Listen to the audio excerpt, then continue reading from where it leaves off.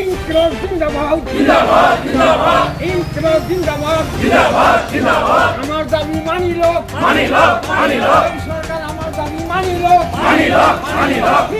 মানিল মানিল মানিল মানিল মানিল মানিল অখিল ভারতীয় শিক্ষক সংঘ জিন্দাবাদ জিন্দাবাদ জিন্দাবাদ ভারতীয় শিক্ষক সংঘ জিন্দাবাদ জিন্দাবাদ জিন্দাবাদ আমরা শিক্ষক শিক্ষক সংঘ জিন্দাবাদ জিন্দাবাদ জিন্দাবাদ নতুন পেনশন নীতি বহাল করক বহাল করক বহাল করক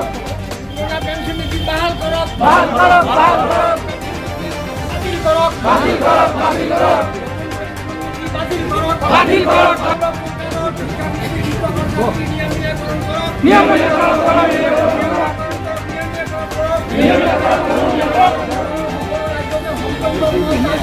চালু করক চালু করক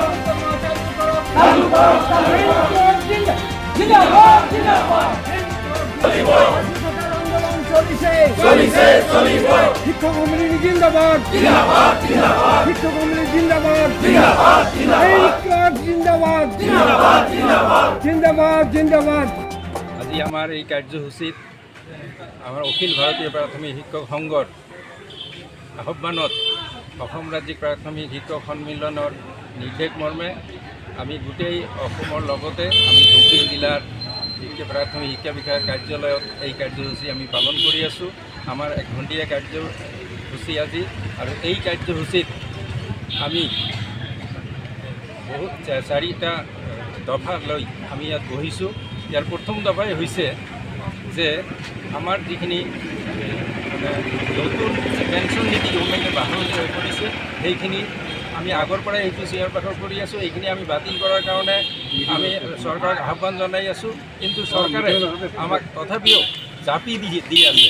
গতিকে আমাৰ যিবিলাক নতুন 2005 চনৰ পিছত যিবিলাকে আমাৰ চাকৰিত সোমাইছে তেখেতসকলৰ পেঞ্চন নোহোৱা কৰি দিয়া হৈছে। কাৰণ অৱসৰৰ ইতিমধ্যে আমাৰ বহুতো শিক্ষকে অৱসৰ গ্ৰহণ কৰিলে। এই অৱসৰ গ্ৰহণ কৰাৰ পিছত সিহঁতে এতিয়া মাহেকত 1200-1300ৰ পৰা আৰম্ভ কৰি মেক্সিমাম 1700 টকালৈকে সিহঁতে ইতিমধ্যে পেঞ্চন পাই আছে। কিন্তু আজিৰ যিটো মাৰ্কেট প্ৰাইচ হৈছে, আজিৰ যুগত এই 1200-1300 টকাৰে সংসাৰ চলোৱা টান। আৰু এটা খুব আশ্চৰ্যজনক কথা হৈছে যে যদি আমাৰ এজন শিক্ষকে আজি 30 বছৰ 35 বছৰ সেৱা কৰাৰ